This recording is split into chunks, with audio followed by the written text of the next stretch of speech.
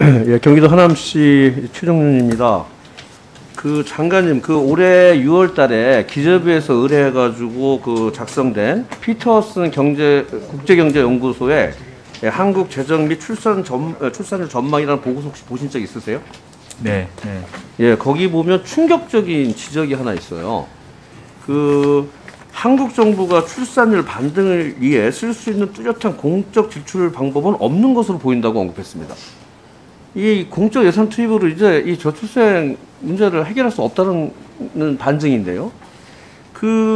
그래서 지금은 예산 투입 중심의 정책으로는 도저히 이 저출생 문제를 해결할 수 없고 저출생 고령화 대책으로서도 그 중심적 의미를 다할 수 없다는 거예요.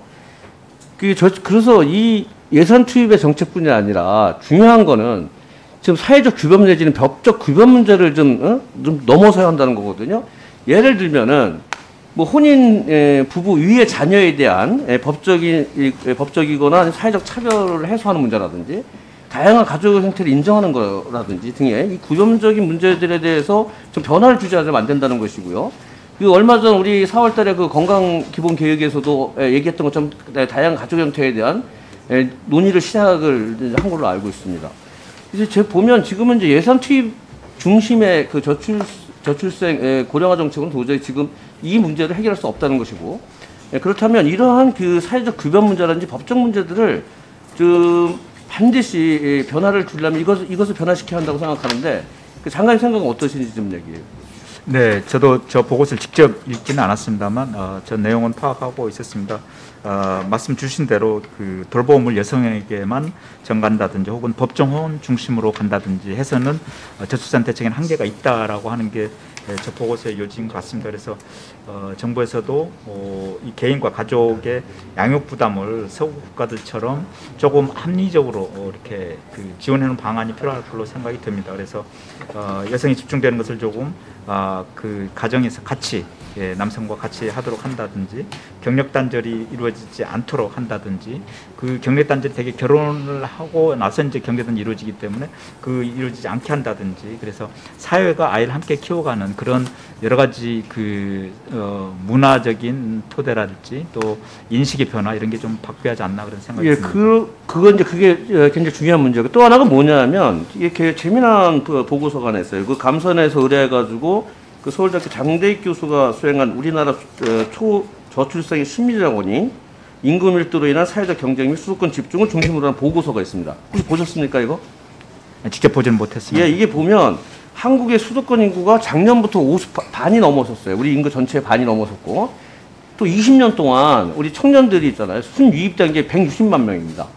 이걸 가만히 보면 일단 수도권의 인구 집중이라는 건 뭐 일반적인 현상으로 다 이제 파악이 될 수 있을 거고 제가 이걸 청년층 중심으로 한번 살펴봤는데 90년에서 94년생 중심으로 보면 그 주기별로 보면은 대학 입학 시기에 20세에서 24세까지 5% 정도가 수도권에 진입하고 그 다음에 취업 시기 25세부터 29세까지 취업 시기에 서울로 대체적으로 16% 정도가 인구가 유입되고 있습니다.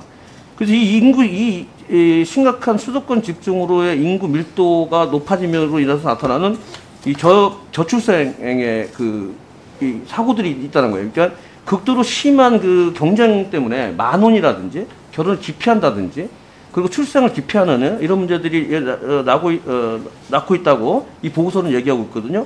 그래서 실질적으로 감사원에서도 이걸 막기 위해서 그 기업의 지방 이전을 했을 땐 획기적인 혜택을 주고 학교도 지방으로 이전을 해서 교육과 일자리 같은 걸 좀 분산시켜야 한다는 거는 그 정책적 대안을 얘기했는데 뭐 오래전부터 된 얘기지만 잘 진행되고 있지 않습니다. 그렇죠 지금. 네.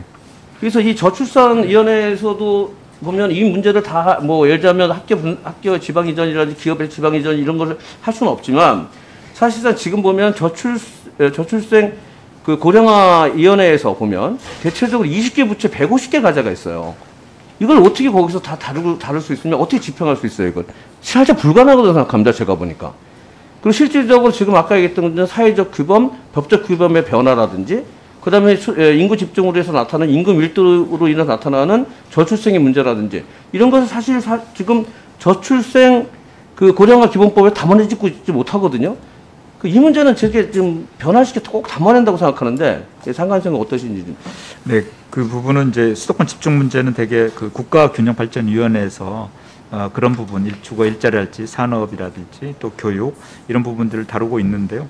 앞으로 지금 아까 말씀드린 대로 서울대 장대 교수가 연구한 걸 토대로 해서 그 국가균형발전위원회와 공동으로 저출산 고령화 대책위원회에서 같이 한번 논의를 해보면 어떨까 그런 생각이 들었습니다. 그래서 이게 그런 지금 이렇게 왠지 우리가 15년 전에 저출산 고령화 대책과 출발을 할 때는 그 당시에는 인구 위기라고 하는 것들을 먼저 얘기는 하지 않았습니다. 사실은 처음에 출발해서 그렇게 이해할 수 있고 조합적 조직으로도 가능했지만 지금은 이제 뭐 거의 골든타임이라고 그러잖아요. 지금 인구 정책에 있어서. 그래서 저는 저출생 고령화 기본법을 전부 개정해서 사실은 이 법적 체계와 틀을 좀 바꿔야 된다고 생각하거든요. 그래서 제가 인구정책 기본법으로 좀 발의를 하려고 하고 있습니다. 그리고 장관님께서도 이거 좀 관심 가져주시고 이거에 대해서 좀 고려를 많이 해줬으면 좋겠습니다. 네, 그렇게 하겠습니다. 근데 인구정책 기본법에 이제 방금 말씀하신 대로 지역 소멸까지 이제 이 지역균형 발전까지 담게 될 수 있을지, 그러니까 여러 다른 요소들을 같이 고려하기 때문에 좀 사회적으로 충분히 논의가 좀 필요하지 않을까 그런 생각이 듭니다. 어떤 내용을 어떻게 담아야 할지 그리고 그 가버넌스 어떻게 가져갈지는 좀 사회적으로 충분히 논의가 좀 필요할 걸로 보여집니다. 예, 그리고 하나 더 저기 오세훈 서울시장께서 그 시장 출마하시면서 공약한 게 뭐냐면 그 중위소득 미달되는 분만큼 50%를 선별적으로 지원하는 안심소득제를 공약으로 하면서 지금 시범 실시를 하려고 하고 그거는 이제 사회보장 기본법에 의해서 제도 변경이기 때문에 복지부 장관하고 반드시 협의하도록 돼 있죠. 네. 지금 한 2차례 정도 협의한 걸로 알고 있는데. 네, 협의했습니다.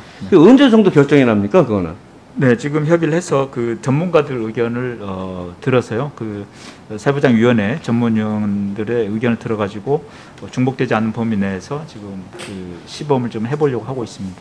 근데 그게 이제 1분만 더 주세요. 보면은 재원 마련이 또 필요하고요. 그 다음에 실질적으로 시기적으로도 굉장히 좀 문제가 있어요. 왜냐하면은 이제 시장 임기가 9개월밖에 안 남았고, 그리고 지금 보면은 거기 이제 재원 마련 관련된 그 방식에 대해서 적절하게 제공하지 못하고 있거든요. 그래서 또 서울시의회와 함께 예산회부도 잘 진행되고 있지 않은 걸로 알고 있습니다.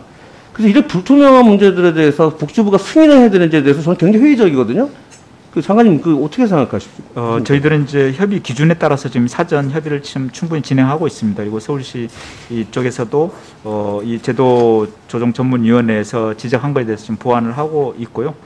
저희들이 아마 10월 중으로 최종 결정을 할 것으로 보여집니다. 그런데 그걸 시행하는지 여부는 재정을 확보하는 건 또 서울시의 또 다른 문제라고 생각이 됩니다. 그렇기 때문에 저희들이 중복되지 않는 범위 내에서 보완적으로 할 수 있는 부분, 이런 부분들을 좀 굉장히 시기적으로 불투명한 거기도 하고요. 사업의 연속성에도 굉장히 문제가 있는 사업이거든요.